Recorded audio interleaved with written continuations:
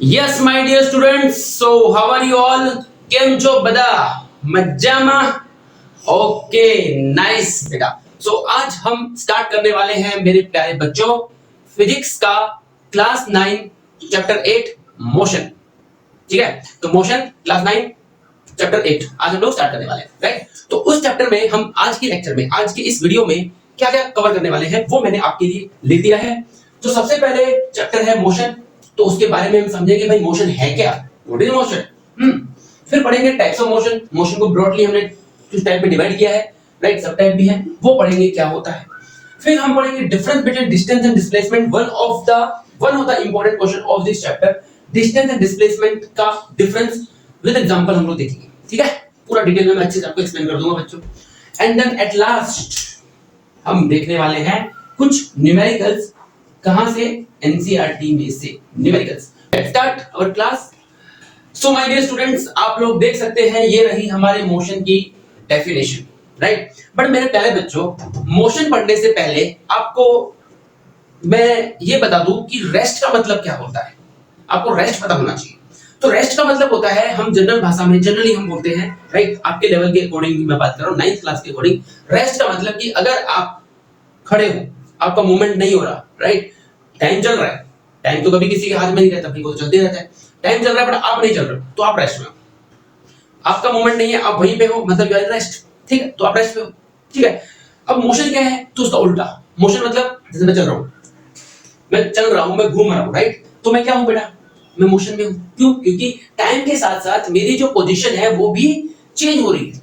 तो अगर सिंपल भाषा में समझने के पॉइंट ऑफ व्यू से अगर हम बात करें बच्चों, अंडरस्टैंडिंग पॉइंट ऑफ व्यू से अगर हम बात करें, तो हम बोलेंगे कि मोशन का मतलब होता है change in position of an object with respect to its time. मतलब हिंदी में अनुवाद करके बता देता हूं मैं.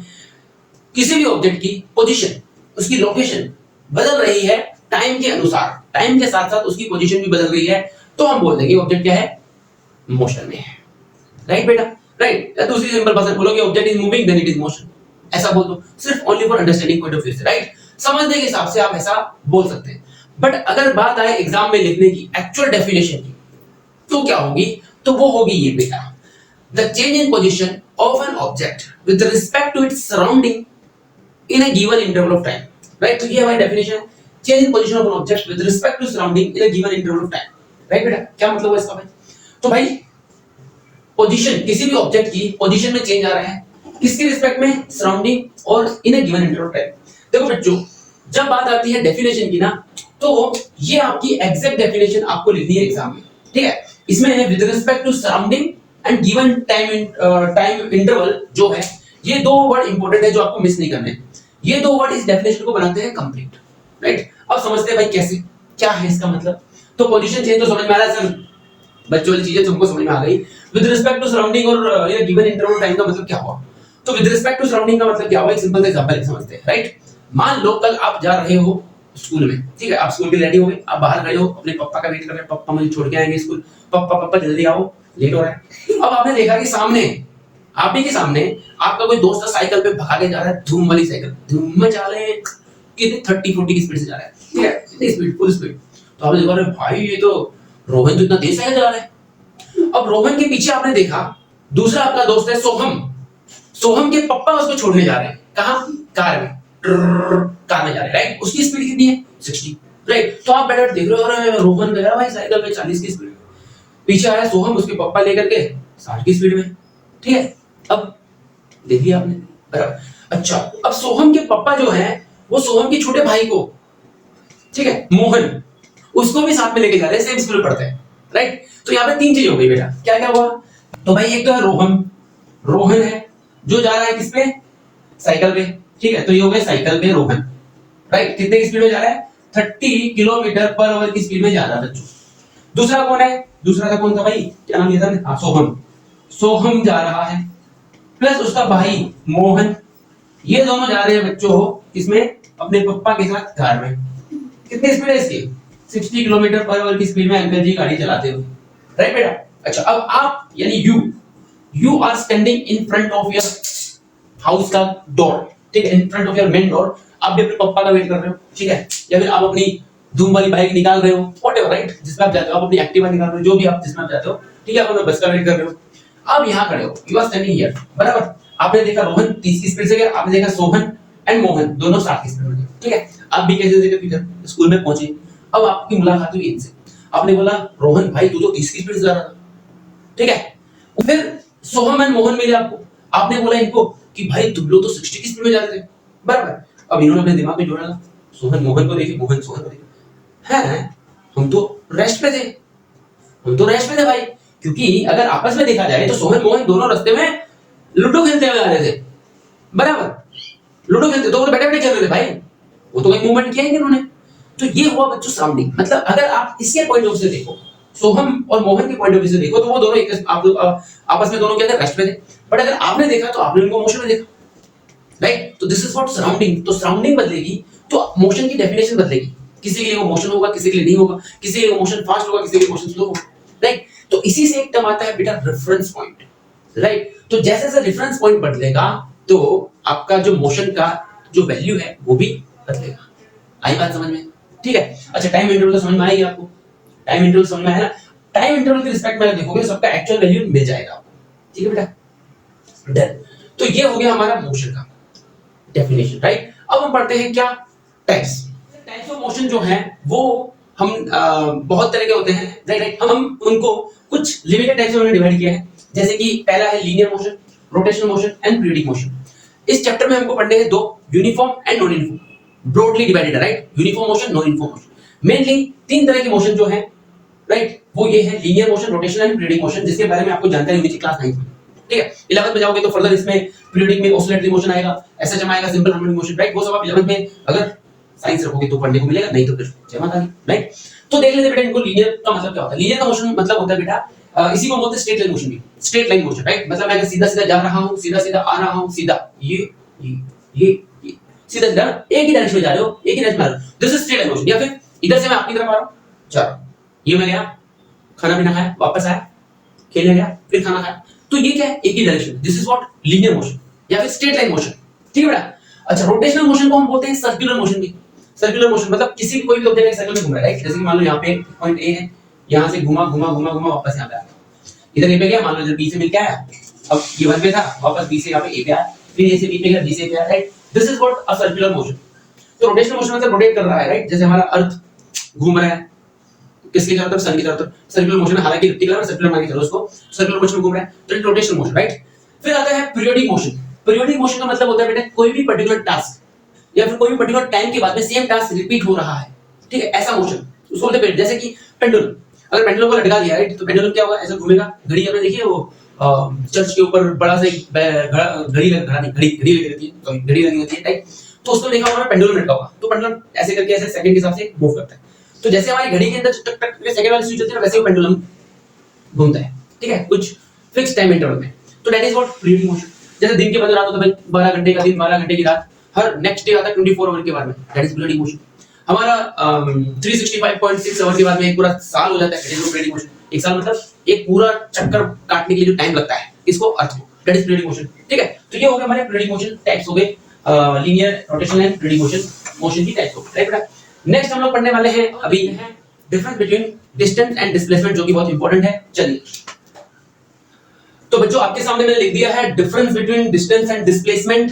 टोटल 1 2 3 4 5 5 पॉइंट है भाई, टोटल 5 पॉइंट्स हैं जो आपको याद रखने हैं, राइट, तो स्टार्ट करते हैं 1 बाय 1 डिस्कस करना, तो बच्चों डिस्टेंस का पहला पॉइंट है total path length covered between any 2 point, ठीक है, या फिर the total path length covered by object is called distance, total path length covered by object is called distance, right, जैसे कि एग्जांपल के तौर पे समझते हैं, एग्जांपल देना पड़ेगा सब में, तो आपको समझ में आएगा बेटर, जैसे कि मान लो यहाँ पे है एक ऑब्जेक्ट ए पोजीशन पे, राइट, यहाँ से हो गया बी पे 5 किलोमीटर, बी से हो गया सी पे 3 किलोमीटर, देन सी से वापस वो बी पे आया, देन वापस ए पे आया, तो इसका जो टोटल पाथ लेंथ हुआ वो क्या हुआ बेटा, ए बी आया वो, प्लस फिर ए बी से बी से वो बी सी गया, फिर सी से वापस वो सी बी आया, देन वापस वो बी ए गया, तो ए बी कितना हुआ 5 हुआ, बी सी 3 हुआ, देन वापस भी आया ना वो उसी पाथ से वापस, ठीक है, तो वो भी तो पाथ लेंथ हुआ, तो दैट इज अगेन 3, देन वापस बी से ए आया, फिर से वो 5 हो गया, तो 5 + 3 8 और 8 16 का 16, तो 16 किलोमीटर डिस्टेंस इसने कवर किया इस पर्टिकुलर पाथ में, राइट, तो बेसिकली इसको समझो भाई, अगर आप गाड़ी में जाते हो, एक्टिवा कार किसी में भी जाते हो, तो आपका जो ओडोमीटर होता है तो डिस्टेंस को शो करता है, डिस्टेंस को शो करता है, राइट, तो दैट इज व्हाट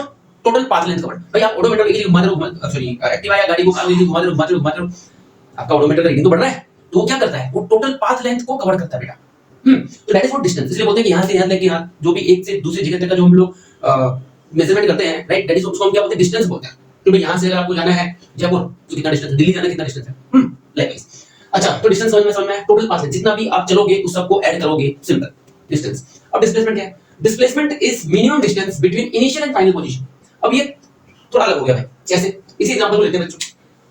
आपने यहां से चले, ए से चले, तो ए से चले तो आपका इनिशियल पोजीशन हुआ बेटा, इनिशियल, फिर आप बी पे गए, देन सी पे गए, देन वापस आप ए पे आ गए, तो आपका फाइनल भी क्या हो गया, ये हो गया, फाइनल भी ये भी। तो इस पर्टिकुलर केस में आपका डिस्टेंस जो था वो 16 किलोमीटर आया, बट डिस्प्लेसमेंट कितना आएगा, 0, क्योंकि जहां इनिशियल वही फाइनल है, तो भाई कुछ है ही नहीं दूरी उनके बीच में, समझा। तो डिस्प्लेसमेंट इस केस में, अगर डिस्प्लेसमेंट की आप बात करेंगे तो डिस्प्लेसमेंट जो होगा वो होगा 0। अच्छा, डिस्प्लेसमेंट जनरली हम s से डिनोट करते हैं, डिस्टेंस को हम d से डिनोट करते हैं, चाहो तो इसको कोई भी ऐड करो, ठीक है बच्चों, करेक्ट, नहीं समझ आया। एक एग्जांपल लेते हैं, जैसे कि मान लो ये रहा सर्कुलर पाथ है, ठीक है, ये सर्कुलर पाथ है, ये a है, ये b है, ये c है, राइट। अब ये ab जो है ना बच्चों, ये मान लो कितना मानोगे भाई, सिर्फ 2 किलोमीटर मान लो, ये 2 किलोमीटर, ठीक है।